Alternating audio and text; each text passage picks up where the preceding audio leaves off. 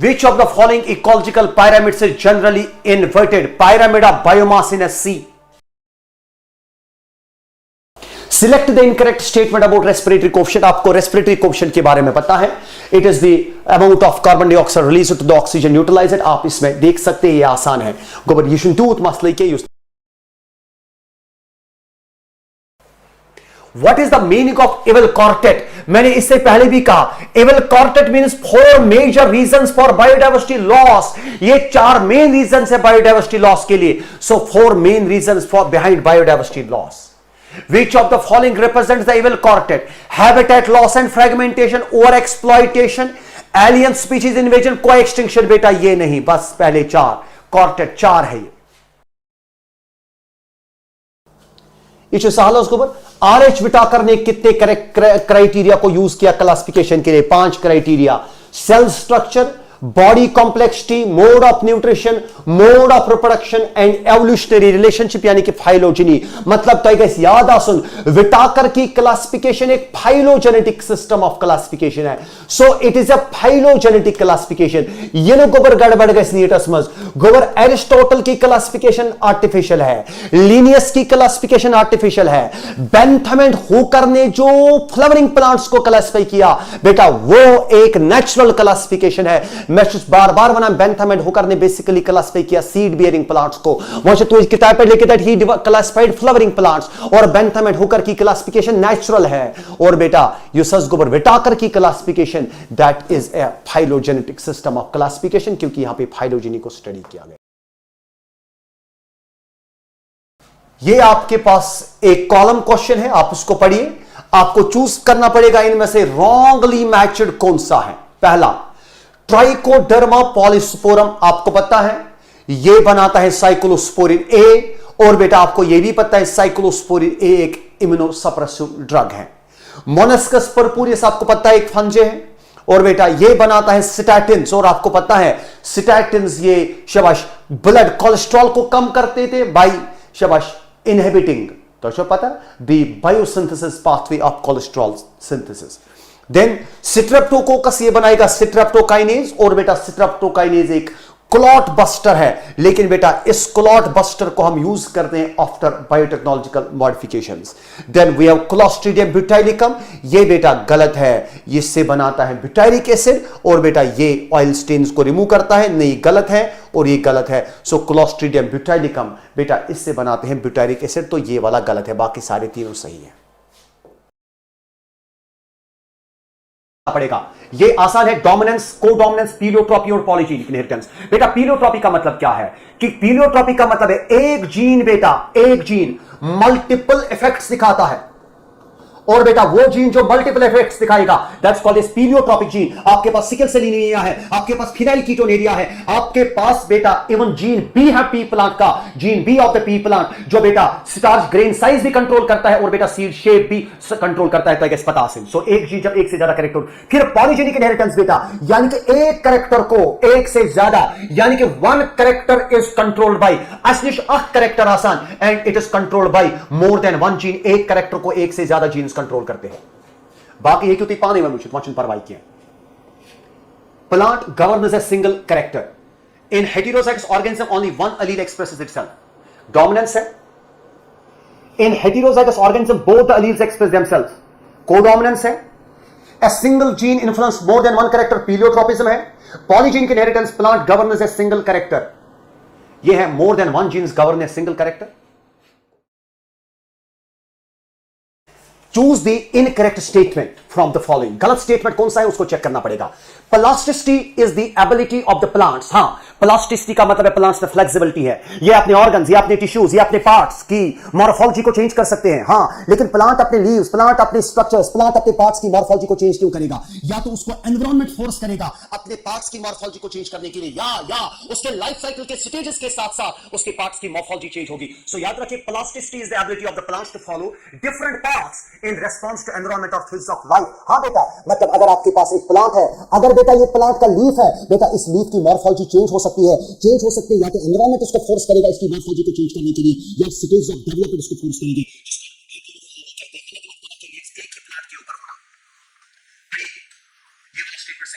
Environmental coriander lark सफर नहीं, इनमें तो डेवलपमेंटल हेटेरोफाइली पाया जाता है। कॉटन, कोरिएंडर एंड लार्क सफर जब ये जुवेनाइल फेज में होते हैं, इनके लीव्स की मॉर्फोलॉजी अलग, लेकिन जब ये जुवेनाइल से मैच्योर फेज में चले जाते हैं, इनके लीव्स की मॉर्फोलॉजी अलग, यानी कि इनके लीव्स प्लास्टिसिटी दिखाते हैं। इनके लीव्स बेटा शबाश अपनी मॉर्फोलॉजी को चेंज करते हैं, लेकिन इनके लीव्स की मॉर्फोलॉजी एनवायरनमेंट की वजह से चेंज नहीं होती है, डेवलपमेंटल स्टेजेस पे डिपेंड करता है। हां, एनवायरमेंटल हेटेरोफाइली शोन बाय रननकुलस, जिसको बटरकप कहते हैं।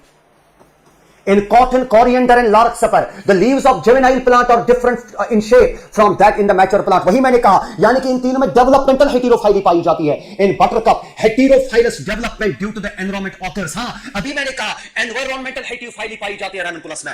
ranunculus अगर terrestrial habitat में होगा तो leaves की morphology अलग, यही ranunculus अगर बेटा aquatic habitat में grow करेगा तो leaves की morphology अलग, यानी कि ranunculus में, buttercup में आपको environmental heterophyly मिलेगी। चलिए आगे वाला ये क्वेश्चन पढ़िए। प्राइमरी आपको इनकरेक्ट स्टेटमेंट्स को चूज करना पड़ेगा। आई होप कि आपको ये अंडरस्टैंड हो रहा होगा, ये बहुत आसान है। वेरी गुड, बताइए मुझे, choose the incorrect statement from the following. Primary production is expressed in terms of gram पर मीटर स्क्वायर पर आवर। गलत है, ये प्रोडक्शन है, इसमें हम टाइम नहीं लेते हैं, यानी कि टाइम का यूनिट नहीं आएगा, क्योंकि प्रोडक्टिविटी नहीं है। अगर प्रोडक्टिविटी होता हम टाइम का यूनिट ले लेते, बाकी डिटेल में हम क्लासरूम में पढ़ाते हैं। सो ये वाला गलत है, क्योंकि प्रोडक्शन का यूनिट होगा ग्राम पर मीटर स्क्वायर या किलो कैलोरी पर मीटर स्क्वायर, तो ये गलत है। The rate of biomass production is called as, बिल्कुल, जब रेट आएगा तो याद रखिए तब प्रोडक्टिविटी आएगी, क्योंकि रेट का मतलब है per unit time. Productivity is expressed in terms of which one? Productivity, gram per meter square per year या किलो कैलोरी पर मीटर स्क्वायर पर ईयर। बिल्कुल बेटा ये सही है।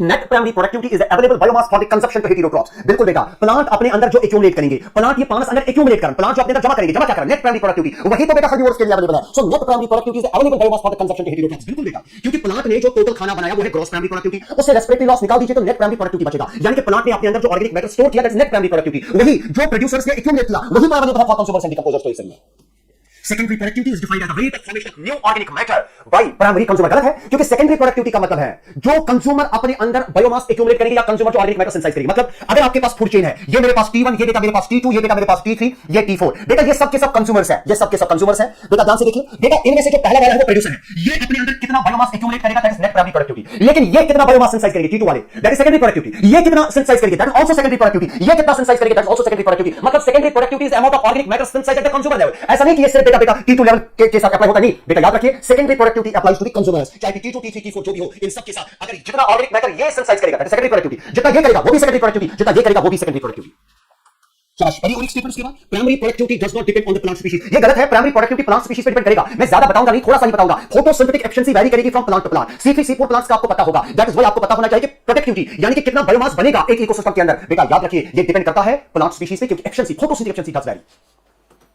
Primary productivity depends on availability of nutrients. बिल्कुल बेटा, photosynthetic ability of the plants, yes primary productivity बेटा ये डिपेंड करेगा एक्सटर्नल एनवायरमेंटल फैक्टर्स पे, ये डिपेंड करेगा इंटरनल फैक्टर्स पे भी। और अगर मैं एक्सटर्नल फैक्टर्स पे की बात करूं, ये डिपेंड करेगा न्यूट्रिएंट्स पे, ये डिपेंड करेगा बेटा टेंपरेचर पे, ये डिपेंड करेगा सनलाइट पे, और यानी कि डे लाइट ड्यूरेशन। और बेटा अगर मैं इंटरनल फैक्टर्स की बात करूं, ये डिपेंड करेगा चाहे photosynthetic efficiency of the plant. Is that fine? तो समझो बाकी सारे फैक्टर्स पे ये डिपेंड करेगा। सो ये वाला ठीक है। Primary production is uniform in all the different ecosystems. गलत है, डेजर्ट और ट्रॉपिकल रेन फॉरेस्ट की प्रोडक्टिविटी बराबर नहीं होगी। पता है आपको maximum productivity shown by tropical rain forest. Annual net primary productivity of the whole biosphere is 170 billion tons of organic matter। लेकिन हाँ बिल्कुल सही है, और आपको याद रखना पड़ेगा जो हमारा बायोस्फीयर है एनुअली एक साल में 170 billion tons of organic matter बनता है। लेकिन ये वजन है इन टर्म्स ऑफ ड्राई मास, ये फ्रेश मास की शक्ल में नहीं है, क्योंकि बेटा अगर मैं फ्रेश मास की बात करूंगा वो ज्यादा एक एप्रोप्रिएट तरीका नहीं है बेटा बायोमास कैलकुलेट करने का। बायोमास कैलकुलेट करने का सबसे एप्रोप्रिएट तरीका है ड्राई मास। इन तक गलत देखो, अगर नीट में देखा होगा 170 billion tons of organic matter, पर फ्रेश मास गलत है, it is 170 billion tons of organic matter, dry मास है। Despite occupying about 70% of the surface area, the productivity of oceans, ये आपको पता है कि जो एक्वाटिक जो ओशंस है वो उनमें ज्यादा प्रोडक्शन नहीं होती है, तो मतलब ये एक सही स्टेटमेंट है। Read the following statements regarding the alien species invasion. When alien species are introduced unintentionally or deliberately, some of them turn invasive। जैसे आपने पार्थियन के बारे में पढ़ा है कि जब वो इंडिया में इंकॉर्पोरेट हुआ, उसने क्रिएटेड हैवक, वो पूरा फैल गया पूरे इंडिया में। सो उनको इन्वेसिव कहते हैं, जो बाहर से आएंगे और फिर जिधर जाएंगे उधर बहुत ज्यादा ग्रो करेंगे, और जिसकी वजह से जो नेटिव है इंडिजिनस प्लांट्स है उनको खतरा है। Nile perch introduced in Lake Victoria in East Africa led eventually to the extinction of an ecologically unique assemblage of more than 200 species of cichlid fishes। बेटा ये पता होगा, जो नाइल पर्च है इसको जब इंट्रोड्यूस कराया गया लेक विक्टोरिया में, लेक विक्टोरिया में इसको इंट्रोड्यूस कराया गया, मतलब ये लेक विक्टोरिया में मौजूद नहीं था, ये एलियन है यहाँ पे। लेक विक्टोरिया में जब नाइल पर्च को लाया गया, जो लेक विक्टोरिया में अपनी सिक्लिड फिशेस से उनकी 200 स्पीशीज खत्म हो गई, क्योंकि इस एलियन स्पीशीज ने इनको खत्म कर दिया। Invasive weed species like catfish linked with the plus environmental damage। बिल्कुल बेटा ये भी सही है। African catfish is posing a threat to the native catfish of India। गोबरी छुपाई पता कि जो अफ्रीकन कैटफिश है, जो इंडिया में अपनी कैटफिश है, उनको उसकी वजह से खतरा है। ये भी एलियन है, इस एलियन स्पीशीज की वजह से नेटिव स्पीशीज को खतरा। ये पार्थियम एलियन है, ये लेंटेना एलियन है, वाटर हाइसेंथ एलियन है, इनकी वजह से इंडिया के अपने प्लांट्स को खतरा। लाइकवाइज नाइल पर्च एक एलियन है, लेक विक्टोरिया में लाया गया, तो लेक विक्टोरिया में जो अपनी सिक्लिड फिशेस है उनको खतरा हो गया, उनकी 200 स्पीशीज खत्म हो गई। तो आप याद रखिए एलियन स्पीशीज इन्वेजन इसी वजह से होता है, यानी sorry alien loss of species इसी वजह से होगा, क्योंकि एलियन स्पीशीज नेटिव स्पीशीज को खत्म। Choose the correct statements about gymnosperm। सहज before fertilization ovule is naked and after fertilization seeds are naked. हां, जिम्नोस्पर्म्स है, इनमें नेकेड हो गए, ओव्यूल भी नेकेड होगा, ओव्यूल के बाहर से ओवरी नहीं है, सीड के बाहर से फ्रूट नहीं है। In Cycas and Cedrus stem is branched. गलत है, सिड्रस में सिटम ब्रांचेड है, साइकस में सिटम ब्रांचेड नहीं है। And it is अनब्रांचेड in Pinus. गलत है, पाइनस में तो ब्रांचेड सिटम है। Governor in Cycas, some primitive bacteria like Anabina and Nostoc associate with the chloride roots. बिल्कुल सही है, लेकिन ये primitive bacteria नहीं है, ये तो cyanobacteria, these are modern bacteria, advanced bacteria। हाँ, Cycas में special roots पाए जाते हैं जिनका नाम chloride roots है। उन roots के अंदर बेटा Anabina, Nostoc भी होते हैं, वो वहां पे नाइट्रोजन फिक्सेशन भी करते हैं। ये सारा स्टेटमेंट सही है, थोड़ा सा गलत है यहां पे कि यहां पे लिखा है primitive bacteria, these are not primitive। All the gymnosperms are heterospores. बिल्कुल, Pteridophytes are homospores except Selagina salvinia. लेकिन gymnosperms are heterospores. Then the male and female cones are present on the same plant in Pinus beta. सही है, इनमें male and female cone एक ही plant। Which of the following statements is wrong about meristematic cells? Meristematic cells के बारे में कौन सा statement गलत है? आपको पता है मेरिस्टेमेटिक सेल्स को डिवाइड करना होता है, उनका डेंस यानी कि रिच प्रोटोप्लाज्म होता है, क्योंकि इनको डिवाइड करना होता है, रिच प्रोटोप्लाज्म होता है, और इनका न्यूक्लियस भी प्रोमिनेंट होता है, कॉन्स्पिकस लार्ज न्यूक्लियस होता है। सही है, because they have to divide. तो रिच प्रोटोप्लाज्म एंड कॉन्स्पिकस यानी कि large nucleus. Their cell walls are primary nature. हां, जो मेरिस्टेमेटिक सेल्स होते हैं उनमें प्राइमरी सेल वॉल होता है, thin and cellulosic with abundant plasmodesmatal connections भी ज्यादा होते हैं। These cells divide constantly and represent the meristematic phase of the growth। हाँ, ये वो सेल्स है जो कंटिन्यूअसली डिवाइड करते हैं, और बेटा इनकी वजह से मेरिस्टेमेटिक सेल्स की वजह से मेरिस्टेमेटिक फेज ऑफ ग्रोथ बन जाता है। These cells are present at the base of the root and stem। गलत है बेटा, अगर मेरे पास ये सॉइल की सरफेस है, अगर ये रूट है बेटा, ये रूट की बेस है, और बेटा ये रूट का एपेक्स है, और आपको पता है meristematic cells are present at the apex. हां, उसके बाद रूट कैप होगा, लेकिन ये तो कम से कम सब एपिकल है, एपिकल है। और इसी तरह बेटा आपके पास शूट सिस्टम है, और मेरिस्टेमेटिक सेल्स यहां पे, हां, इसके बाहर से लीफ प्राइमोर्डिया होंगे, लेकिन कम से कम ये मेरिस्टेमेटिक सेल, ये मेरिस्टेमेटिक जोन, ये रूट की बेस पे नहीं होता है बेटा। These meristematic cells are present the apex of the root and apex of the shoot. तो ये गलत स्टेटमेंट है। Okay dear, okay. पढ़िए, बंडल शीट सेल्स के बारे में आपके यहां पे कुछ फीचर्स दिए गए हैं, आपको बताना है कि इनमें से बंडल शीट सेल का फीचर कौन नहीं है, मतलब एक्सेप्ट ये बंडल शीट सेल्स के फीचर होंगे, इनमें से आपको चूज करना है कौन सा बंडल शीट सेल्स का फीचर नहीं है। पहले, they are large in size, बिल्कुल ये साइज में बड़े होते हैं। Are present around the mesophyll cell, गलत, they are present around the vascular bundles. Contain large number of chloroplast, बिल्कुल इनमें क्लोरोप्लास्ट होते हैं। They are not the part of kranz anatomy, गलत है, क्रेंज एनाटमी इन्हीं की मदद से बनता है। जो बंडल शीट सेल्स के अंदर क्लोरोफिल पिगमेंट्स होते हैं, क्लोरोप्लास्ट होते हैं, उन्हीं की वजह से गार्लैंड जैसी एनाटमी, उन्हीं की वजह से क्रेंज एनाटमी बनती है, तो ये गलत है। Are impervious to gases exchange, हां, जो बंडल शीट सेल्स हैं वो गैसेस एक्सचेंज नहीं करते हैं, क्योंकि अगर वो गैसेस एक्सचेंज करेंगे तो फिर बंडल शीट सेल्स के अंदर ऑक्सीजन की कंसंट्रेशन बढ़ेगी। अब जब बंडल शीट सेल्स के अंदर ऑक्सीजन की कंसंट्रेशन बढ़ेगी तो फिर बंडल शीट सेल्स के अंदर फोटो रेस्पिरेशन हो पाएगी। लेकिन बेटा bundle sheath cells are they are impervious to gases exchange, that is why bundle sheath cells के अंदर ऑक्सीजन की कंसंट्रेशन कम रहती है और कार्बन डाइऑक्साइड की कंसंट्रेशन बहुत ज्यादा रहती है बंडल शीट सेल्स में। रीजन है ऑक्सीजन की कंसंट्रेशन कम क्यों रहती है, क्योंकि वो इम्परवियस है, वो बाहर से ऑक्सीजन अंदर नहीं लेते हैं। लेकिन आप कहेंगे सर बंडल शीट सेल्स में कार्बन डाइऑक्साइड की कंसंट्रेशन ज्यादा क्यों होती है, क्योंकि वहां पे होता है intracellular synthesis of carbon dioxide, वहां पे carbon dioxide bundle sheath cells के अंदर बनेगा। आप कहेंगे सर कैसे बनेगा, वहां पे मैलेट पाइरुवेट में कन्वर्ट होता है, मैलेट में 4 कार्बन, मैलेट एक 4 कार्बन कंपाउंड है, पाइरुवेट 3 कार्बन कंपाउंड है, वहां पे 4 कार्बन कंपाउंड 3 कार्बन कंपाउंड में कन्वर्ट होते होते कार्बन डाइऑक्साइड को रिलीज कर देता है। जब कार्बन डाइऑक्साइड रिलीज होगा, बंडल शीट सेल्स के अंदर कार्बन डाइऑक्साइड जब बनता जाएगा तो बंडल शीट सेल्स के अंदर कार्बन डाइऑक्साइड की कंसंट्रेशन बढ़ेगी, ऑक्सीजन की कंसंट्रेशन कम रहेगी। क्यों रहेगी ऑक्सीजन की कंसंट्रेशन कम, क्योंकि दो bundle sheath cells are impervious to gases exchange. और आपको यह भी पता होगा कि बंडल शीट सेल्स के बीच में इंटरसेलुलर स्पेसेस नहीं होते हैं ताकि अंदर ऑक्सीजन की कंसंट्रेशन कम रहे। तो ये वाला सही है, are impervious to gases exchange, that is right. Intercellular space are absent, are present, गलत है, intercellular space are absent. They are several layered structure, बिल्कुल बेटा bundle sheath cells are several layered and they are thick wall, हां इनका wall thick होता है ताकि gas अंदर ना या बाहर जाए, यानी कि they become impervious to gases exchange. Choose the wrong statement about the Hatch and Slack cycle, यानी 4C4 साइकिल के बारे में जो स्टेटमेंट्स है वो आप बताएंगे। It is a cyclic process which occurs in the plants adapted to dry tropical region. मैंने ऑलरेडी कहा कि ये ड्राई ट्रॉपिकल रीजन में जो प्लांट्स ग्रो करते हैं उनमें होती है। मैलिक एसिड और aspartic acid synthesised in the bundle sheath cells are transported to the mesophyll cell. बेटा ये उल्टा लिखा है, malic acid and aspartic acid जो मेसोफिल सेल्स में होता है वो बंडल शीट सेल्स में जाएगा। यहां देख लो बेटा, यहां पे जो C4 एसिड है, जो मैलिक एसिड और एस्पार्टिक एसिड है, जो यहां पे मैलेट और एस्पार्टेट बनेगा वो मेसोफिल सेल से बंडल शीट सेल्स में चला जाएगा। Mesophyll cells of C4 plants are rich in rubisco. बेटा मेसोफिल सेल्स में रुबिस्को नहीं होता है, रुबिस्को यहां पे बंडल शीट सेल्स में होता है, वो तो प्रॉब्लम है। C3 plants occur in bundle sheath sales of the C4 plants, बिल्कुल C3 साइकिल C4 प्लांट्स में होता है। और बेटा सॉरी C3 साइकिल कहां पे होता है? बंडल शीट सेल्स में of C4 plant. C3 cycle जो C3 प्लांट्स है उनके मेसोफिल सेल्स में होता है, लेकिन C4 प्लांट्स के बंडल शीट सेल्स में होगा। Calvin cycle is the basic pathway that results in the formation of carbohydrate. बिल्कुल बेटा, जब यहां पे केल्विन साइकिल होगा, सुनिए, जब यहां पे केल्विन साइकिल होगा, यहां पे कार्बन डाइऑक्साइड निकल गया, केल्विन साइकिल होगा और केल्विन साइकिल के दौरान ग्लूकोज बनेगा, यानी कि ग्लूकोज बना C3 साइकिल के दौरान, जो कहां पे हुआ? जो बेटा बंडल शीट सेल्स के अंदर हुआ। C4 साइकिल के दौरान ग्लूकोज नहीं बनता है, तो याद रखेंगे जो मेन पाथवे है, जो मेन साइकिल है जिसके दौरान ग्लूकोज बनेगा, वो C3 साइकिल ही है। The bundle sheath cells lack rubisco enzyme. बिल्कुल, जो बंडल शीट सेल्स होते हैं उनमें रुबिस्को एंजाइम होगा। अरे लैक कैसे करेगी? सो बंडल शीट सेल्स है, वहां पे तो C3 साइकिल होगा, वहां पे तो रुबिस्को होता है। अब जरा पढ़ाइए कंडेंसेशन के बारे में, ये आपके पास एक सवाल है। In eukaryotes the DNA condensation is highly complex. मैंने अभी कहा यूकेरियोट्स में packaging of DNA, condensation of DNA ज्यादा एफिशिएंट है। It is much more efficient, ये बहुत ज्यादा एफिशिएंट होता है इनमें, क्योंकि बेटा यूकेरियोट्स में डीएनए कंटेंट ज्यादा और अकोमोडेट करना है न्यूक्लियस के अंदर, that's why packaging should be very efficient. Positively charged basic proteins called histones और इन्वॉल्वड इन कंडेंसेशन। हमें हिस्टोन प्रोटीन्स की रिक्वायरमेंट होती है जो हमें कंडेंसेशन में चाहिए, जो नेगेटिवली चार्ज डीएनए के साथ शाबाश बेटा बॉन्ड बना के उसको पैक करे। Histones are rich in basic amino acid. बेटा हिस्टोन्स में बेसिक अमीनो एसिड होते हैं, लेकिन कौन से बेसिक अमीनो एसिड? बेटा आपको पता है, शाबाश, लाइसिन एंड अर्जिनिन। यहां पे लिखा है ग्लूटामेट एंड अर्जिनिन, गलत है बेटा। चलिए, हिस्टोन्स और organised to form a unit of 8 molecules called histone octamer. बेटा आपने पढ़ा होता है, आपको पता होता है। अगर मैं यूकेरियोट्स की बात करूं, यूकेरियोट्स के कंडेंसेशन के, अब जल्दी से सुन लीजिए, ये आपके लिए फायदेमंद होगा।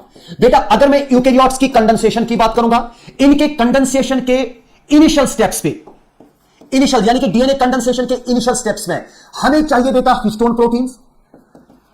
क्या चाहिए? Histone proteins. लेकिन बेटा इस डीएनए के कंडेंसेशन के लास्ट स्टेप पे, यानी कि जहां पे फाइनल कंडेंसेशन होगी, इस डीएनए के कंडेंसेशन के लास्ट स्टेप पे हमें चाहिए नॉन हिस्टोन क्रोमोसोमल प्रोटीन्स। क्या चाहिए बेटा? Non histone Chrome. मैंने कहा अगर हमें यूकेरियोट्स के डीएनए की कंडेंसेशन की बात करनी है, मैंने कहा कंडेंसेशन के इनिशियल स्टेप्स में हमें चाहिए हिस्टोन प्रोटीन्स, लेकिन कंडेंसेशन के लास्ट स्टेप पे हमें चाहिए नॉन हिस्टोन क्रोमोसोमल प्रोटीन। और आपको पता है ये जो हिस्टोन प्रोटीन्स है बेटा, ये बेटा डिफरेंट टाइप्स के हैं। We have H1, we have H2A, H2B, H3 and H4।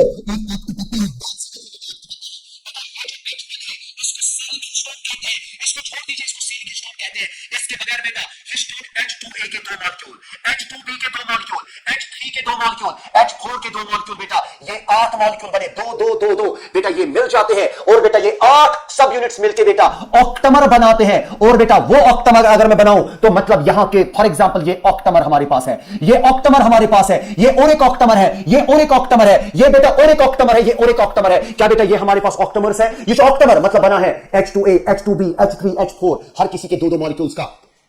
लेकिन क्या पता है histone proteins are basic proteins, they are positively charge. हमें पता है डीएनए इज नेगेटिवली चार्ज, और बेटा नेगेटिवली चार्ज डीएनए बेटा इन हिस्टोन ऑक्टेमर के ऊपर रैप करेगा, और जो स्ट्रक्चर यहां पे सारा, यहां से यहां तक ये सारा स्ट्रक्चर जो बना, इट इज बेटा कॉल्ड एज, आप कैसा बना? इट इज कॉल्ड एज शाबाश क्रोमेटिन। और बेटा तो पता है यहां से यहां तक, अगर मैं बेटा यहां से स्टार्ट करूं यहां तक बेटा it is called as nucleosome. पूरे ध्यान, यहां से बेटा यहां तक इसको हम न्यूक्लियोसोम कहते हैं, और इस न्यूक्लियोसोम में जो टोटल लेंथ ऑफ डीएनए है दैट इज 200 बेस पेयर, यहां से यहां तक न्यूक्लियोसोम, यहां से यहां तक न्यूक्लियोसोम, यहां से यहां तक न्यूक्लियोसोम, यहां से यहां तक न्यूक्लियोसोम, यहां से यहां तक न्यूक्लियोसोम, मतलब यहां पे एक न्यूक्लियोसोम, 2, 3, 4, 5, ये रिपीटेड यूनिट्स ऑफ न्यूक्लियोसोम। जब बहुत सारे न्यूक्लियोसोम मिलेंगे बेटा ये बनेगा, this is called as chromatin. कैसा बना? क्रोमेटिन। और बेटा जब आप इसको इलेक्ट्रॉन माइक्रोस्कोप में देखते हैं, it looks like beads on string structure. ये आपको नजर आता है beads on string structure.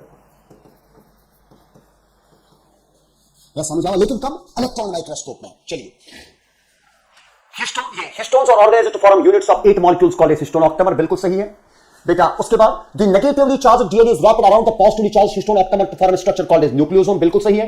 A typical nucleosome contains 200 base pair. मैंने अभी कहा न्यूक्लियोसोम में 200 बेस पेयर होते हैं।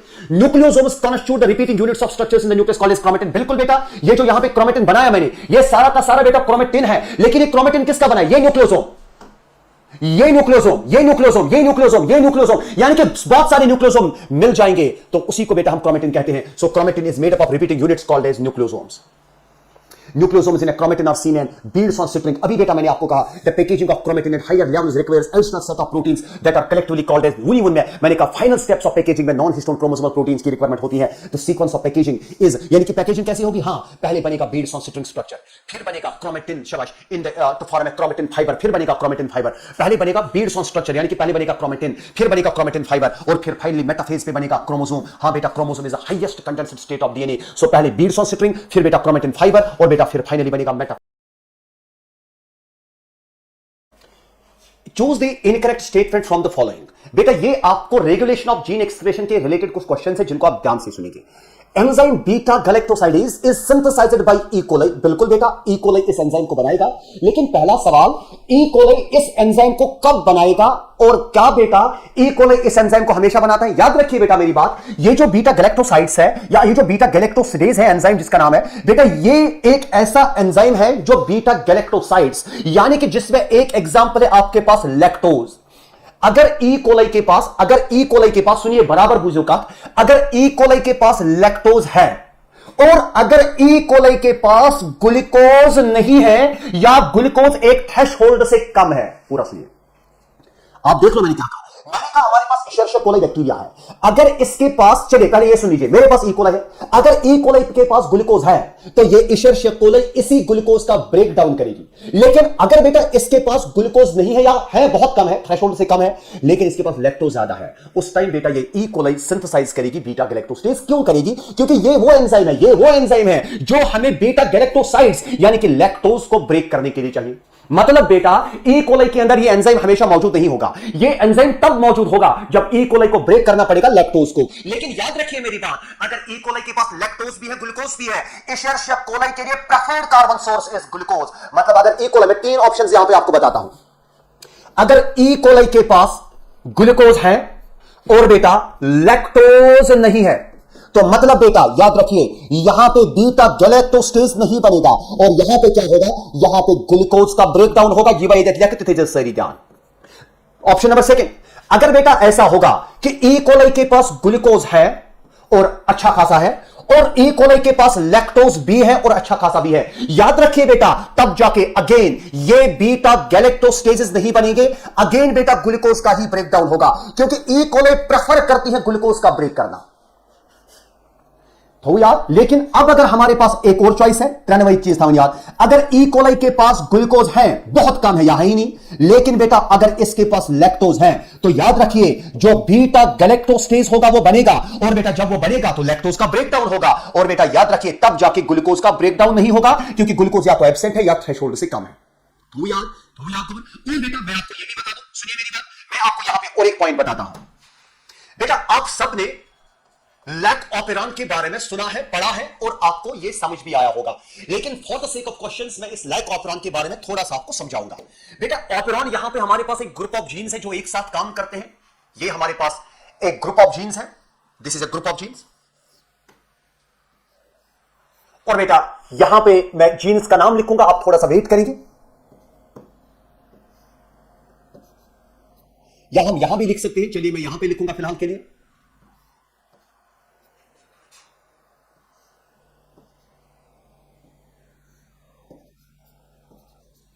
ये हमारे पास एक ऐसा ग्रुप ऑफ जीन्स है जो ई कोलाई के अंदर पाया जाता है लैक्टोज को ब्रेक करने के लिए, यानी कि लैक्टोज की मेटाबॉलिज्म के साथ ही रिलेटेड है. It is related with the metabolism of lactose. अब सुनिए क्या होगा बेटा, यहां पे जो ये पी है ये प्रमोटर है बेटा, ये जीन आई है, सुनिए बराबर, ये जीन आई है और जीन आई बेटा ये जीन आई का मतलब है यहां पे ये रेगुलेटर जीन है. लेकिन बेटा ये एक ऐसा रेगुलेटर जीन है जो बनाता है, यानी कि जो इस लैक ऑपेरॉन, जो इस ऑपेरॉन को ऑफ करता है, दैट इज वाई बेटा ये रिप्रेसर बनाता है. ध्यान दीजिए क्या बनाता है, और जो रिप्रेसर ये बनाएगा जीन आई.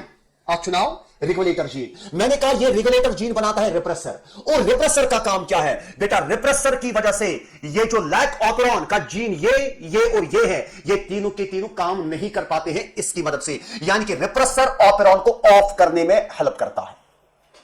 अगर मैंने कहा ये जो आई है ये रेगुलेटर जीन है, बेटा बच्चों सवाल आप क्या जो आई, लेकिन मैं वही समझा रहा हूं ये रेगुलेटर जीन है, लेकिन ये एक ऐसा रेगुलेटर जीन है जो लैक ऑपरॉन के अंदर बनाता है रिप्रेसर प्रोटीन। वो रिप्रेसर प्रोटीन की मदद से जीन GYA ऑफ हो जाते हैं। मतलब ये एक ऐसा जीन है जो इन तीनों जीन्स को इनहेबिट करता है।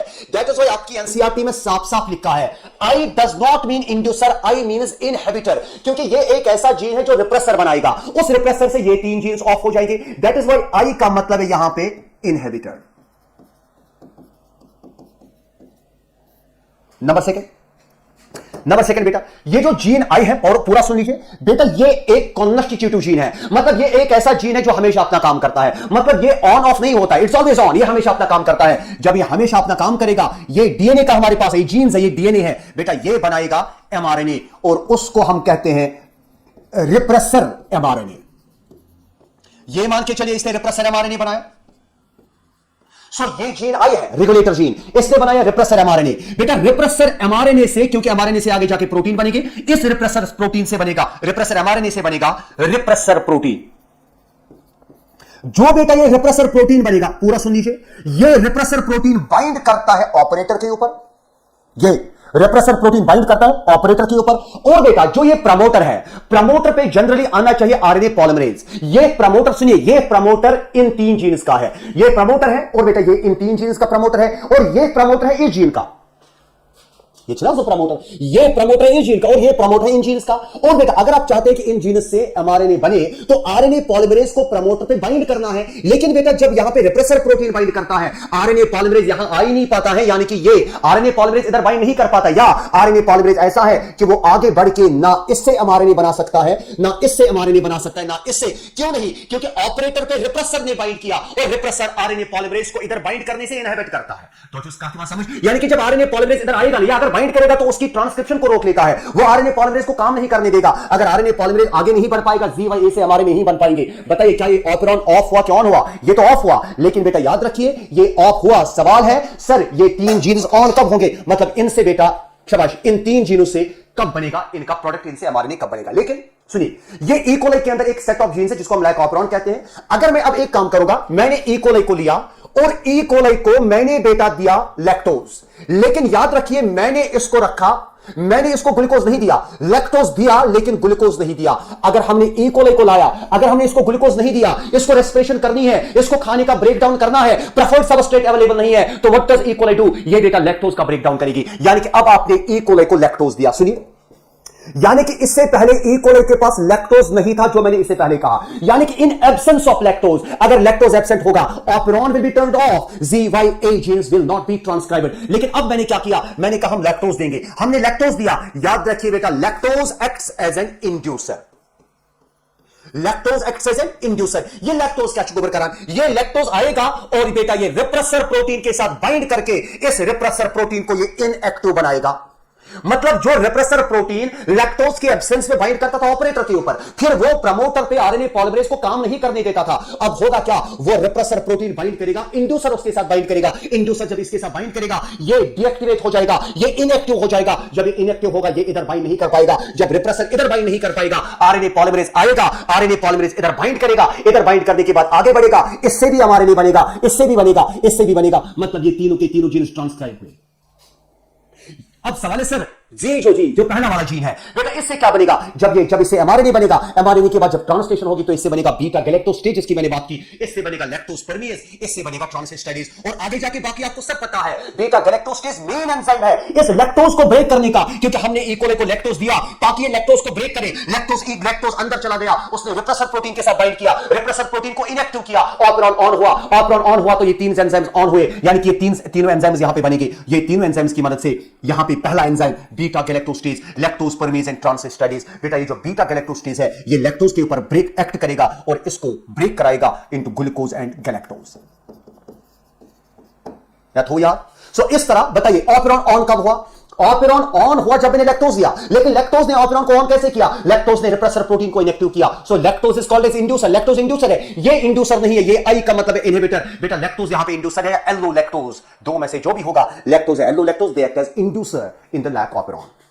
और आपको पता है लाइकोपेरॉन को सबसे पहले स्टडी किया दो साइंटिस्ट ने, Jacob, A geneticist Jacob and a biochemist Monod. उन्होंने इकोली पे काम करके सबसे पहला ऑपेरॉन जो है लाइकोपेरॉन, इसको डिस्कवर किया। कैरेक्टराइजेशन, आपको करेक्ट स्टेटमेंट्स को चूज करना है। Characterisation, identification, classification and nomenclature are the processes that are basic taxonomy. बिल्कुल आपने पढ़ा है, characterisation, identification, nomenclature and classification, ये टैक्सोनॉमी के स्टेप्स हैं। दूसरा 1.7 to 1.8 बिलियन, ये सबको पता होगा। It is 1.7 to 1.8 million species और known and have been discovered. ये उसके बगैर भी स्टेटमेंट इनकम्प्लीट है। अगर यहां पे लिखा होता 1.7 to 1.8 मिलियन स्पीशीज और known and have been discovered, ये तब भी गलत था, क्योंकि 1.7 to 1.8 million species of plants and animals, plants and animals जरूरी है। जब आप प्लांट्स एंड एनिमल्स नहीं लिखेंगे उसका मतलब है ऑल लिविंग ऑर्गेनिजम्स, लेकिन इस नंबर में 1.7 to 1.8 मिलियन में माइक्रोब्स का नंबर नहीं है, इसमें प्रोकैरियोट्स का कोई नंबर नहीं है। दैट्स व्हाई 1.7 to 1.8 मिलियन होना चाहिए। स्पीशीज जो plants and animals are known and have been discovered, ये आपको किसने कहा है? ये कहा है IUCN ने 2004 में। ये पता होगा, मतलब ये वाला स्टेटमेंट गलत है। Each organism has only one scientific name. हर किसी ऑर्गेनिज्म का एक ही साइंटिफिक नाम होगा, बिल्कुल, क्योंकि अगर एक से ज्यादा होंगे तब बेटा प्रॉब्लम हो जाएगी, तब कंफ्यूजन अराइज होगा। और अब मैं ज्यादा नहीं बताऊंगा, आपको यह भी पता होगा अगर किसी ऑर्गेनिज्म के एक से ज्यादा साइंटिफिक नेम्स होंगे तब प्रिंसिपल ऑफ प्रायोरिटी अप्लाई होता है। अर्लियर नेम स्टैंड्स वैलिड, लेकिन वो अर्लियर नेम जो होगा that should be as per the rules of the binomial nomenclature given by Carolus Linnaeus. यानी कि हर किसी ऑर्गेनिज्म का एक ही साइंटिफिक नाम होगा, किसी भी ऑर्गेनिज्म के दो साइंटिफिक नाम नहीं हो सकते। अब अगर किसी ऑर्गेनिज्म के दो साइंटिफिक नाम दिए गए, फिर प्रिंसिपल ऑफ प्रायोरिटी अप्लाई होता है। जो पहले नाम दिया गया होगा, पहले मतलब डेट के हिसाब से पहले, वही वैलिड रहता है। लेकिन that should not be earlier than, चलिए डेट्स आपको याद नहीं रखते हैं, लेकिन that should be as per the rules of binomial nomenclature. So सही है, each organism has only one scientific name, बिल्कुल है। And no two organisms can have the same scientific name, बिल्कुल ये भी सही है, दो ऑर्गेनिज्म्स का एक ही साइंटिफिक नाम नहीं हो सकता है। हां, आपको पता है शायद ये बोगनविलिया एक ऑर्गेनिज्म है, that's the name of a plant as well as an animal. Anyways वो एक एक्सेप्शन है, छोड़ दीजिए उस बात को। चलिए, द जेनेरिक एपिथेट यानी कि जेनेरिक पार्ट, साइंटिफिक नाम के दो parts, generic and specific part. The generic part starts with the capital letter and specific epithet starts with the small letter. Self understood है, ये बिल्कुल सही है। Biological names are printed in italics to indicate their Greek origin. No, biological name अगर हम हाथ से लिखेंगे तो नाम के दोनों पार्ट्स को अलग अलग से अंडरलाइन करना जरूरी होता है। अगर आप देखेंगे मैंने किसी ना किसी जगह कोई ना कोई नाम लिखा होगा, सोलनम मेलॉन्जिना मैंने लिखा, देखिए सोलनम को अलग से अंडरलाइन किया, मेलॉन्जिना को अलग से अंडरलाइन किया। यानी कि जब भी आप साइंटिफिक नाम हाथ से लिखेंगे दोनों पार्ट्स को अलग अलग से अंडरलाइन करना होता है। हां, अगर आप टाइप करेंगे तो साइंटिफिक नाम को इटैलिसाइज करना पड़ता है, लेकिन इटैलिसाइज करने से उनका ग्रीक नहीं बल्कि उनका लैटिन ओरिजिन नजर आता है। तो ये स्टेटमेंट गलत है। In the biological name Mangifera indica, L denotes the word Latin, ये गलत है। ये शायद नहीं पता, L denotes एलश्चवाना, जो L यहां पे लिखा है, it is called as author citation. Author citation मतलब यहां पे L डिनोट करता है उस साइंटिस्ट को जिसने इस प्लांट को डिस्क्राइब किया होगा। सो साइंटिस्ट ये में प्लांट डिस्क्राइब कोरमत, और इस मैंजिफेरा इंडिका यानी कि मैंगो, इसको डिस्क्राइब किया है लीनियस ने, दैट इज वाई इसके एंड पे लिखा है L डॉट। हां, आपकी किताब में लिखा है LINN, लिन, वो भी चलेगा। मैंजिफेरा इंडिका L डॉट या Mangifera indica Linn dot, author citation. और आपको यह भी पता होना चाहिए, ये इटैलिक करेंगे लेकिन ऑथर का नाम चाहे आप एल लिखे या लिन लिखे वो इटैलिक नहीं करना है। और आपको यह भी पता है ये जो एल जब आप लिखेंगे उसके बाद डॉट डालना पड़ेगा, क्योंकि ये एब्रिविएशन है। Is that clear? चलिए आगे बढ़ते हैं। मतलब ये वाला स्टेटमेंट गलत है। ICBN deals with the scientific names of animals, गलत है। deals with the scientific names of plants and ICGN deals with the scientific names of plants, ये उल्टा है। ये ICBN deals with the scientific names of plants and ICGN deals with the scientific names of animals। Binomial nomenclature was given by Carolus Linnaeus, बिल्कुल ये statement सही है आपकी text book के हिसाब से। अगर आप उसके बाहर जाएंगे तो फिर थोड़ा सा इस पे डिस्कस करना बनता है, लेकिन मैं यहां पे उस पे डिस्कस नहीं करूंगा। आपने कैटो के बारे में सुना होगा, आपने गैस्पर्ड बॉहिन के बारे में सुना होगा, लेकिन बेटा बेसिकली उनका है कंट्रीब्यूशन बाइनोमियल नोमेनक्लेचर का। लेकिन गुबरमशा आपकी किताब में लिखा है, टेक्स्ट बुक में लिखा है that binomial nomenclature was given by Carolus Linnaeus, तो आप याद रखेंगे ये।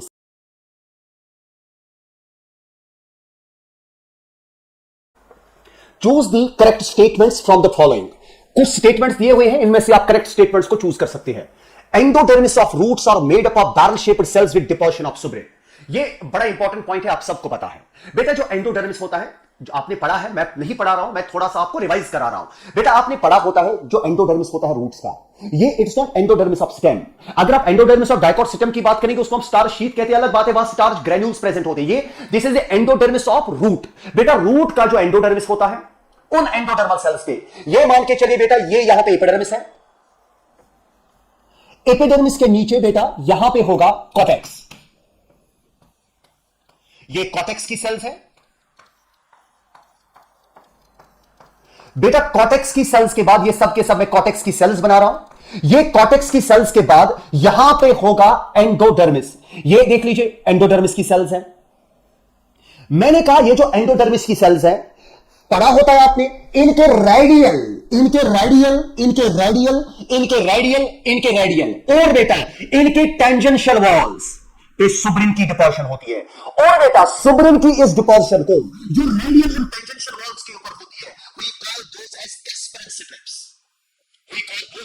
So बता दें आपको कि एंडोडर्मिस की जो लेयर है, एंडोडर्मल सेल्स की जो लेयर है, बेटा ये बैरल शेप्ड होते हैं, लंबे होते हैं, बैरल शेप्ड होते हैं, लेकिन इनके रेडियल और टेंजेंशियल वॉल्स में सुब्रिन की डिपोजिशन है। और सुब्रिन एक वाटर इंपरमिएबल डिपोजिशन है। और आपने, मैं एक एडिशनल पॉइंट आपको बता दूं, हां एंडोडर्मिस की कुछ सेल्स ऐसी है, ये वाली सेल जैसे मैंने इसको रखा बेटा, इस सेल में, ये एंडोडर्मिस की ही सेल है, लेकिन इस सेल में सुब्रिन की डिपोजिशन नहीं है। और बेटा इसी सेल को हम कहते हैं पसेज सेल। गोबर although it is out of text, लेकिन बेटा ये बहुत कमाल का पॉइंट है। अगर आपसे पूछा जाएगा कि एंडोडर्मिस के सेल्स के रेडियल और टेंजेंशियल वॉल्स पे सुब्रिन की डिपोजिशन है, जिसको हम कैस्परिन स्ट्रिप्स कहते हैं, लेकिन अगर आपसे पूछा जाएगा कि क्या एंडोडर्मिस की कुछ सेल्स ऐसी है जिनमें सुब्रिन की डिपोजिशन नहीं है, आप कहेंगे बिल्कुल है, तो उस सेल को कहते हैं पसेज सेल। अब यहां पे मौका नहीं है सेल का ऑप्शन आपको सिखाऊंगा, और मैं आपको ये भी सिखाऊंगा कि सुब्रिन की डिपोजिशन क्या है। Check point, it's a control point, वो अलग बात है, लेकिन यहां पे उसको समझाया नहीं जा सकता है। आपको जो समझना है वो आपने समझ लिया कि एंडोडर्मल सेल्स के रेडियल और टेंजेंशियल वॉल्स पे वाटर इंपरमिएबल डिपोजिशन है सुब्रिन की। So endodermis of roots are made up of barrel shaped cells, बिल्कुल सही है, with the deposition of suberin. हां, इनके ऊपर सुब्रिन की डिपोजिशन है, लेकिन याद रखिए कुछ एंडोडर्मल सेल्स अनसुपराइज्ड होती हैं, और उन अनसुपराइज्ड सेल्स को हम पसेज सेल्स कहते हैं। Number second, pericycle is made up of single layer thick walled parenchymata cells. बहुत इंपॉर्टेंट पॉइंट है, बहुत इंपॉर्टेंट पॉइंट है गोबर। Parenchymata cells are thin walled, लेकिन बेटा आपको बार बार आपने पढ़ा होता है, सुना होता है, आपके टीचर ने क्लास में इस पॉइंट पे बहुत फोकस किया होगा कि जो पेरिसाइकिल है, pericycle of roots, pericycle of dicot root, अगर आप याद करेंगे डाइकॉट रूट का पेरिसाइकिल, वहां पे वो बना है पैरेन्काइमेटा सेल्स का, लेकिन these parenchymata cells are thick walled. Normally parenchymata cells का बना उतना थिक नहीं होता है, बट ये साफ लिखिए that they are thick walled parenchymata cells का बना होता है, और इट इज ट्रू, और ये सही स्टेटमेंट है।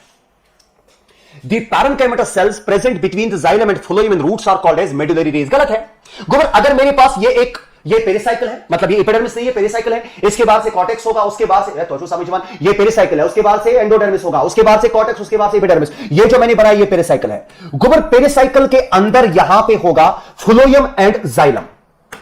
अरे क्या होगा? Phloem and xylem, phloem xylem, ऐसे होगा phloem xylem.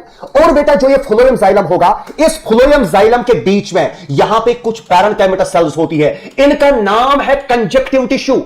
Conjunctive tissue, medullary rays हम रूट सिस्टम में यूज करते हैं, रूट्स में बेटा मेडुलरी रेज नहीं बल्कि यहां पे कंजक्टिव टिश्यू होगा, तो स्टेटमेंट गलत है। The endodermis of dicot stem is also called as star sheath. जो अभी मैंने कहा कि अगर मैं डाइकॉट सिस्टम शीशुन रूट बेटा, अगर मैं डाइकॉट सिस्टम की बात करूंगा, वहां के एंडोडर्मिस को हम स्टार शीट कहते हैं, क्योंकि वहां पे एंडोडर्मिस जो है उसके अंदर स्टार्च ग्रैन्यूल्स प्रेजेंट होते हैं, यार स्टार्च ग्रेन्स प्रेजेंट होते हैं। The hypodermis in dicot stem, ये जो hypodermis इसका आप चलाना, hypodermis means epidermis के नीचे जो होगा, hypodermis in dicot stem is made up of thin layers of ciliary and chymata cells। गोबर नहीं बेटा, dicot stem में जो hypodermis है, हाँ वो thin layered है, लेकिन बेटा वो बना होता है colon chymata cells का, colon ciliary and chymata cells का तो monocot stem का hypodermis बना होता है, dicot stem का hypodermis बना होता है colon chymata cells का। ciliary and chymata hypodermis is present in monocot stem। गोबर ये आपको पता है। चलिए आगे बढ़ते हैं। The cortex in dicot stems is made up of large, rounded, thin-walled parenchyma cells। बिल्कुल cortex हमेशा rounded cells, oval cells का बना होता है with intercellular spaces। The ring arrangement of vascular bundles is the characteristic feature of dicot stem। गोबर ये सबको पता है, मतलब ये मिस नीड चिड्यून तनिशी पता है कि अगर मेरे पास एक, देखिए मैं यहां पे आपको बना, ये एथस बना हुआ, ये हमने यहां पे एक ये बना में गोबर ध्यान थे। अगेन मैंने पेरिसाइकिल बनाया, एपिडर्मिस, हाइपोडर्मिस, कॉर्टेक्स, एंडोडर्मिस, और मैंने पेरिसाइकिल बनाया। पेरिसाइकिल के अंदर जब हम जाएंगे तो यहां पे होगा phloem xylem, phloem xylem, phloem xylem, phloem xylem, phloem xylem. क्या बेटा ये जाइलम फ्लोएम, क्या ये वेस्कुलर बंडल एक रिंग में है? बिल्कुल बेटा गोबर, ring arrangement of vascular bundle बेटा ये डाइकॉट स्टेम का कैरेक्टरिस्टिक फीचर है। और अगर हम मोनोकॉट स्टेम की बात करेंगे वहां पे तो वेस्कुलर बंडल स्कैटर्ड होती है, तो याद रखिए बेटा ये सही स्टेटमेंट है that ring arrangement of vascular bundles is the characteristic feature of dicot stem. इस गोबर बहुत इंपॉर्टेंट पॉइंट है, आपको ये याद होना चाहिए। The dicots in dicot stem, the peak is absent। While as in monocot system the pith is large. नहीं बेटा, मैंने अभी समझाया, मैंने कहा डाइकॉट सिस्टम में पिथ होगी, लेकिन मोनोकॉट सिस्टम में पिथ नहीं होगी, क्योंकि मोनोकॉट सिस्टम में पिथ तो क्या, वहां पे कॉर्टेक्स, वहां पे एंडोडर्मिस, वहां पे पेरिसाइकल, वहां पे पिथ, वहां पे मिडिलरी रेज नहीं होते हैं, क्योंकि वहां पे अनडिफरेंशिएटेड ग्राउंड टिश्यू होता है, यानी कि मोनोकॉट सिस्टम में पिथ नहीं होती है, डाइकॉट सिस्टम में होती है, तो ये गलत है। तो चलिए, C3 साइकिल के बारे में पूछा गया है। It occurs in the mesophyll cells of all the plants. No, गलत है, not all the plants. It occurs in the mesophyll cells of C3 plants. क्योंकि C4 plants के बंडल शीट सेल्स में होता है, C4 plants के mesophyll cells में तो C4 साइकिल होता है। The pathway operates in a cyclic manner, बिल्कुल साइक्लिक मैनर में। RUBP जो पहले यूज होता है वो लास्ट पे रीजनरेशन फेज के एंड पे वापस बन जाता है। Reduction is the most important phase of the C3 cycle. बिल्कुल आप ये बार बार पढ़ते हैं, अगर रिडक्शन नहीं हो जाएगी तो C3 साइकिल नहीं हो पाएगा। RUBP 5 carbon कीटोज is the carbon dioxide acceptor molecule. बिल्कुल RUBP एक 5 कार्बन कीटो शुगर ही है, ये एल्डोज नहीं है, कीटोस है, ये कार्बोहाइड्रेट है जिसमें फंक्शनल ग्रुप कीटोन है। RuBisCO has both carboxylase as, और हां it has carboxylase as well as oxygenase activity. RuBisCO has more affinity towards oxygen than carbon dioxide. बिल्कुल बेटा, रुबिस्को की ज्यादा एफिनिटी कार्बन डाइऑक्साइड की ओर होती है than towards oxygen. That's why photosynthesis ज्यादा होती है as compare to photorespiration. लेकिन बेटा इसकी एफिनिटी कार्बन डाइऑक्साइड की ओर ज्यादा है, कार्बन डाइऑक्साइड की ओर ज्यादा है। हां, कब ज्यादा है? जब कार्बन डाइऑक्साइड ऑक्सीजन रेशियो बराबर होगा। अगर आप एक काम करेंगे, अगर आप कार्बन डाइऑक्साइड की कंसंट्रेशन को कम करेंगे, ऑक्सीजन की कंसंट्रेशन को बढ़ाएंगे, तो RuBisCO will more act as oxygenase. क्योंकि बेटा यहां पे जब आप ऑक्सीजन की कंसंट्रेशन बढ़ाएंगे, आपने पढ़ा होता है rate of reaction depends on the concentration of the substrate. अगर दोनों बराबर है तो RuBisCO will more act as carboxylase. लेकिन अगर दोनों की कंसंट्रेशन ज्यादा, अगर बराबर है तो RuBisCO will act as carboxylase ज्यादा। लेकिन अगर बेटा ऑक्सीजन की कंसंट्रेशन बढ़ाएंगे तो RuBisCO will more act as oxygenase. चलिए, ATP is not utilized in the reduction phase। नहीं, रिडक्शन फेज में ATP चाहिए, कार्बोक्सिलेशन फेज में ATP नहीं चाहिए। रिडक्शन फेज में भी ATP चाहिए, रीजनरेशन फेज में भी ATP चाहिए। हां, NADPH सिर्फ रिडक्शन फेज में चाहिए, NADPH ना ही कार्बोक्सिलेशन फेज में चाहिए और ना ही रीजनरेशन फेज में चाहिए। Reduction of one molecule of 3-PGA requires 2 molecules of ATP and 3 molecules of NADPH। गौर, एक मसला यहां पे है बेटा, अगर आप एक मॉलिक्यूल कार्बन डाइऑक्साइड ले लेंगे, एक मॉलिक्यूल कार्बन डाइऑक्साइड रिएक्ट करेगा एक मॉलिक्यूल RUBP के साथ, वहां से बनेंगे 2 मॉलिक्यूल्स ऑफ 3 फॉस्फोग्लाइसरिक एसिड। एक RUBP, एक कार्बन डाइऑक्साइड, ये एक कार्बन कंपाउंड, ये 5 कार्बन कंपाउंड, 5 + 1 = 6, ये 3 कार्बन कंपाउंड है तो इसके 2 मॉलिक्यूल बनेंगे। लेकिन बेटा अगर आप थे बराबर ध्यान, अगर आप जनरली बात करेंगे, हमें फोटोसिंथेसिस के लिए 6 कार्बन डाइऑक्साइड चाहिए, 6 RUBP बनेंगे और यहां पे 12 PGA बनेंगे, क्योंकि 6 कार्बन डाइऑक्साइड 6 RUBP 12 PGA बनेंगे। और 12 PGA के लिए ध्यान से देखिए, 12 PGA के लिए हमें चाहिए 18 मॉलिक्यूल्स ऑफ ATP और बेटा 12 PGA के लिए हमें चाहिए 12 मॉलिक्यूल्स ऑफ NADPH। तो बताइए एक PGA के लिए कितने चाहिए? 12 के लिए ये चाहिए और बेटा ये चाहिए। एक PGA खतर, तो ये आप खुद अब कर सकते हैं, ये आसान है, ये यानी कि ये आपको खुद पता चलेगा ये गलत है।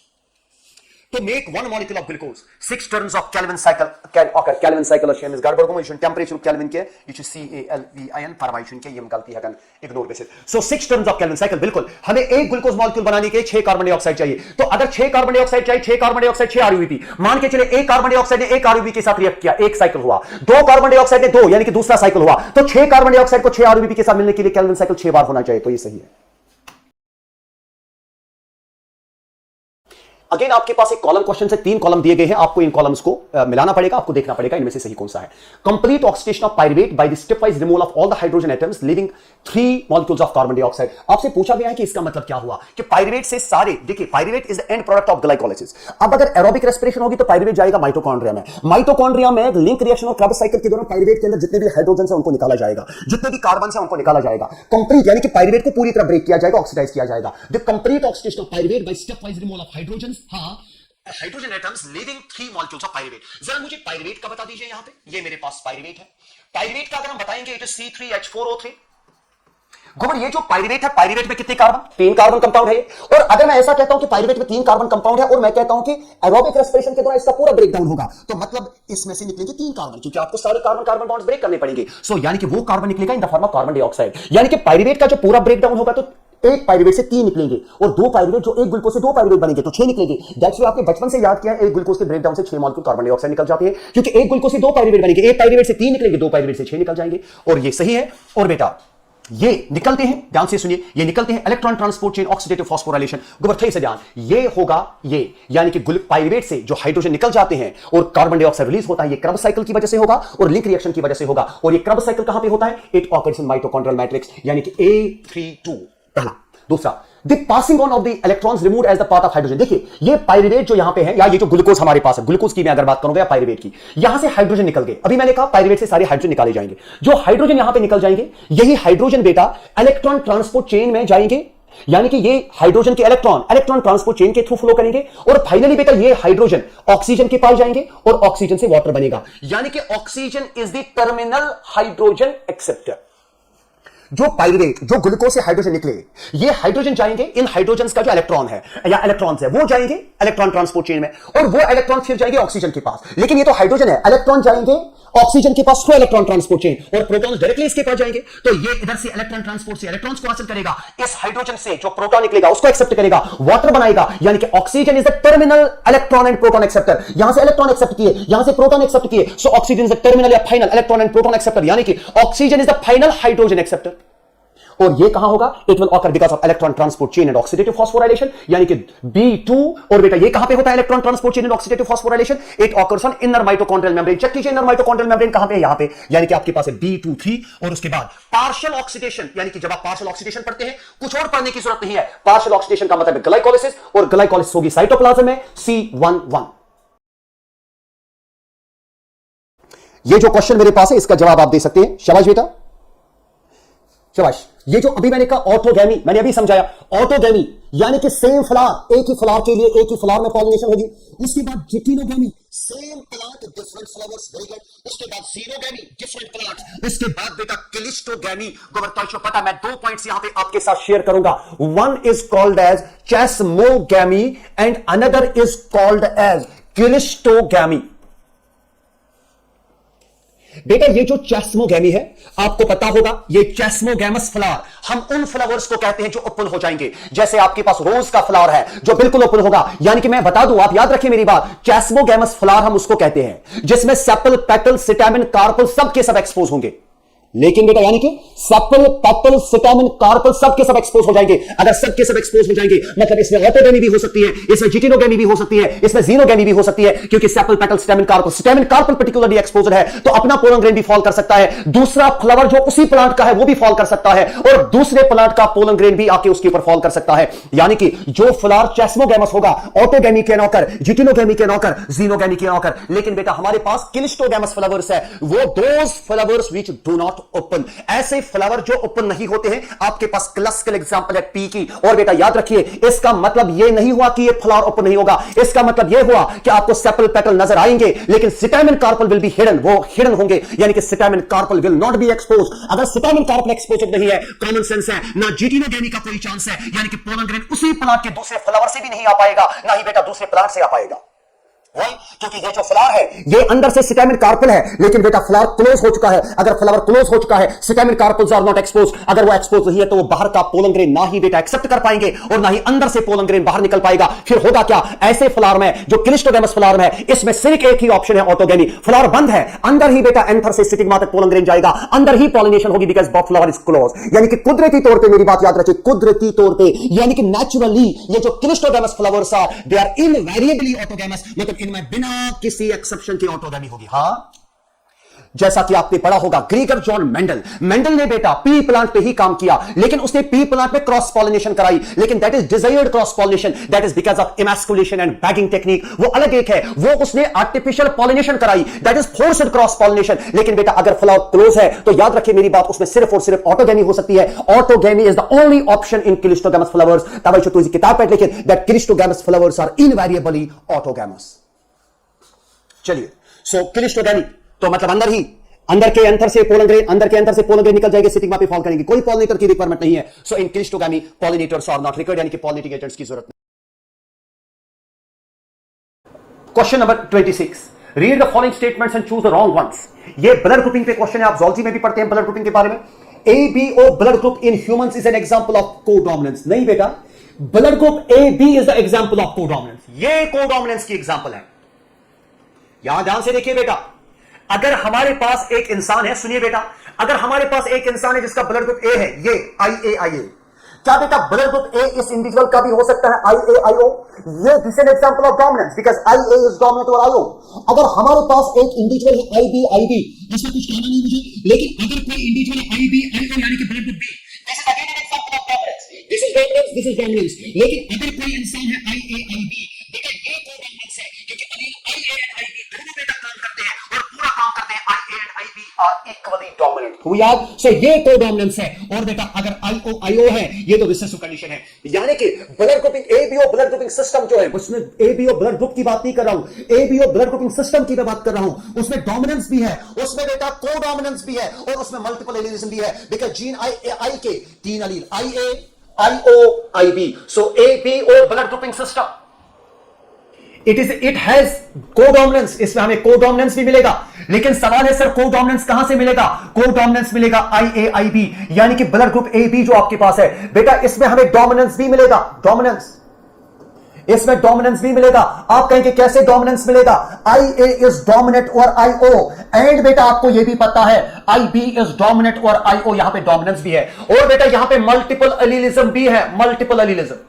और मल्टीपल अलीलिज्म कैसे है बेटा? मल्टीपल अलीलिज्म हमारे पास है क्योंकि हमारे पास जीन आई के तीन अलील है, एक अलील है आई ए, दूसरा अलील है आई बी और तीसरा अलील है आई ओ। बेटा क्या इसको मल्टीपल अलीलिज्म कहेंगे? लेकिन आपको याद रखना पड़ेगा मल्टीपल अलीलिज्म तो है, एक जीन के तीन अलील्स है, लेकिन हर किसी इंडिविजुअल में उस जीन के दो ही अलील्स है। दैट इज व्हाई बेटा जो पेयर नेचर है, पेयर नेचर, यहां पे अलील्स पेयर में है, अलील पेयर में, अलील पेयर में, अलील पेयर में, अलील पेयर में, अलील पेयर में, यानी कि हर किसी इंडिविजुअल में अलील पेयर में होंगे, लेकिन पॉपुलेशन लेवल पे अलील जीन के तीन अलील्स है, यानी कि एट पॉपुलेशन लेवल यहां पे एक जीन के तीन अलील्स है। It violates paired nature at population level. So पहला वाला गलत है, ABO is not example of codominance, blood group AB is an example of codominance. Gene I has three alleles, IA, IB, IO. You should normally रखना सीखते हैं, चलिए anyways उससे कोई फर्क नहीं पड़ेगा। And IA and IB produce slightly different forms of sugars. हाँ, ये IA अलग बनाएगा, ये IB बनाएगा। आपने शायद N-acetyl galactosamine and alpha D galactose के बारे में सुना होगा। Anyway छोड़ दीजिए उस बात को। और IO कोई भी शुगर नहीं बनाता है।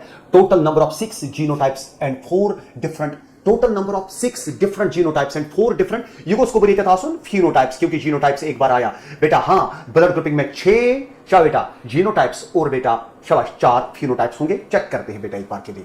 अगर आपको फिनोटाइप्स निकालना होगा, फिनोटाइप्स बेटा फिनोटाइप्स निकालने के लिए आपके पास फॉर्मूला है n+1। n का मतलब है कि जीन के कितने अलील्स है, वो जीन जो मल्टीपल अलील्स दिखाता है उसके कितने अलील। बेटा यहां पे वो जीन के 3 अलील्स है, 3 + 1 = 4, तो यहां पे 4 फिनोटाइप्स है। और अगर मैं जीनोटाइप्स की बात करूंगा बेटा, जीनोटाइप्स कैलकुलेट करने का हमारे पास तरीका है, वो जो 1 2 3 4 5 6 जीनोटाइप्स है, लेकिन हम कैलकुलेट भी कर सकते हैं। It is n × n+1 divided by, it is n × n+1 divided by 2। n का मतलब है 3, सो it is 3 × 3 + 1 divided by 2। It is बेटा 12 डिवाइडेड बाय 2, और बेटा वही हुआ 6। यहां पे 6 जीनोटाइप्स है, 1 2 blood group A, blood group A, blood group B, blood group B, blood group A B, blood group O. So ये आपके पास सवाल है। Different varieties of cheese have characteristic texture. बिल्कुल बेटा, आपके पास अलग अलग टाइप्स ऑफ चीज है, अलग अलग टाइप्स ऑफ चीज। जैसे आपने 2-3 के बारे में पढ़ा है, आपने स्विस चीज के बारे में पढ़ा, आपने रॉकीफोर्ड चीज के बारे में पढ़ता है। इनका टेक्सचर अलग अलग, इनका फ्लेवर अलग अलग, लेकिन सवाल इनका टेक्सचर और फ्लेवर अलग अलग क्यों है? Different varieties of cheese have characteristic texture, they have characteristic flavour and taste. लेकिन सवाल है it comes from the specificity of the microbe used. For example, Swiss cheese in which the large holes are made by, यानी कि देखिए यहां पे एक point साफ साफ लिखा हुआ है कि चीज में टेक्सचर कैसा होगा, फ्लेवर कैसा होगा, टेस्ट कैसा होगा, ये सबस्ट्रेट पे डिपेंड नहीं करेगा। यानी कि चीज का टेक्सचर, फ्लेवर और टेस्ट डिपेंड करेगा वो चीज बनाने के लिए आपने किस माइक्रोब को यूज किया। जैसे आपके पास स्विस चीज है, उसको बनाने के लिए आप यूज करते हैं प्रोपियोनिबैक्टीरियम शर्मानी को, या इसी तरह बेटा अगर आपके पास स्विस चीज है, उसकी राइपनिंग के लिए आप यूज करते हैं रॉकीफोर्ड या पेनिसिलियम रॉकीफोर्टी को, एक फंज है। You want to समझ? So इस तरह से आप ये कह सकते हैं स्विस चीज के अंदर जो लार्ज होल्स है, they are formed by the bacterium शाबाश प्रोपियोनिबैक्टीरियम शर्मानी। हां, और लेकिन एक प्रोपियोनिबैक्टीरियम शर्मानी क्या बनाता है? ये बनाता है कार्बन डाइऑक्साइड गैस, जिस वजह से बेटा इसमें लार्ज होल्स हो जाते हैं।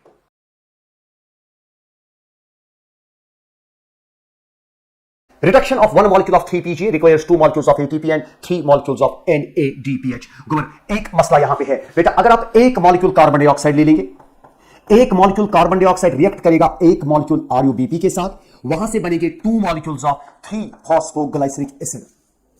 एक RuBP, एक कार्बन डाइऑक्साइड, ये एक कार्बन कंपाउंड, ये 5 कार्बन कंपाउंड, 5 + 1 = 6, ये 3 कार्बन कंपाउंड है, तो इसके 2 मॉलिक्यूल बनेंगे। लेकिन बेटा अगर आप देखिए बराबर ध्यान, अगर आप जनरली बात करेंगे हमें फोटोसिंथेसिस के लिए 6 कार्बन डाइऑक्साइड चाहिए, 6 RuBP बनेंगे, और यहां पे 12 PGA बनेंगे, क्योंकि 6 कार्बन डाइऑक्साइड 6 RuBP 12 PGA बनेंगे। और 12 PGA के लिए ध्यान से देखिए, 12 PGA के लिए हमें चाहिए 18 मॉलिक्यूल्स ऑफ एटीपी और बेटा 12 पीजीए के लिए हमें चाहिए 12 मॉलिक्यूल्स ऑफ एनएडीपीएच। तो बताइए एक पीजीए के लिए कितने चाहिए? 12 के लिए ये चाहिए और बेटा ये चाहिए। तला एक पीजीए खतर कितना कर, तो ये आप खुद अब कर सकते हैं, ये आसान है, ये यानी कि ये आपको खुद पता चलेगा ये गलत है। To make 1 molecule of glucose, 6 turns of Calvin cycle can occur. Calvin cycle is गड़बड़ को मुझे temperature Calvin के ये CALVIN परवाइशन के ये गलती है कन ignore basis. So 6 turns of Calvin cycle बिल्कुल हमें एक ग्लूकोज मॉलिक्यूल बनाने के 6 कार्बन डाइऑक्साइड चाहिए। तो अगर 6 कार्बन डाइऑक्साइड चाहिए, 6 कार्बन डाइऑक्साइड 6 आरयूबी, मान के चले एक कार्बन डाइऑक्साइड ने एक आरयूबी के साथ रिएक्ट किया, एक साइकिल हुआ। 2 कार्बन डाइऑक्साइड ने 2 यानी कि दूसरा साइकिल हुआ। तो 6 कार्बन डाइऑक्साइड को 6 आरयूबी के साथ मिलने के लिए Calvin साइकिल 6 बार होना चाहिए। तो ये सही है। If 12 molecules of carbon dioxide are to be fixed, अगर 12 कार्बन डाइऑक्साइड चाहिए, मैंने इससे पहले कहा हमें 6 कार्बन डाइऑक्साइड को अगर हम 6 आरयूबीपी के साथ मिलाएंगे, बराबर सुन लीजिए, इनसे फाइनली एक मॉलिक्यूल ग्लूकोज बनेगा और बेटा एक मॉलिक्यूल ग्लूकोज बनने के साथ साथ यहां पे 6 मॉलिक्यूल आरयूबीपी रिजनरेट हो जाएंगे यम बनन को वापस। और इस पूरे प्रोसेस के लिए यानी कि केल्विन साइकिल के लिए, केल्विन साइकिल का मतलब 6 कार्बन डाइऑक्साइड 6 आरयूबी के साथ मिलेंगे, एक ग्लूकोज बनेगा, 6 आरयूबी वापस बनेंगे। बेटा इसके लिए हमें चाहिए 18 मॉलिक्यूल्स ऑफ एटीपी और बेटा चाहिए 12 मॉलिक्यूल्स ऑफ एनएडीपीएच। अब सवाल है अगर 12 मॉलिक्यूल ऑफ कार्बन डाइऑक्साइड को फिक्स करना है, 12 6 कार्बन डाइऑक्साइड के लिए इतना चाहिए, तो 12 के लिए कर दीजिए इसको 2 से मल्टीप्लाई, क्योंकि 6 के लिए इतने चाहिए, 12 के लिए इसका डबल चाहिए, यानी कि 12 के लिए चाहिए 36 molecules of ATP and 12 molecules of NADPH. कल से जानते हो भाई वहां छुपता छुपत करूंगा रेशियो, बाकी तो रेशियो करे, रेशियो 3:2 तो लेकिन रेशियो की जरूरत नहीं, आपके पास 36:24 यहां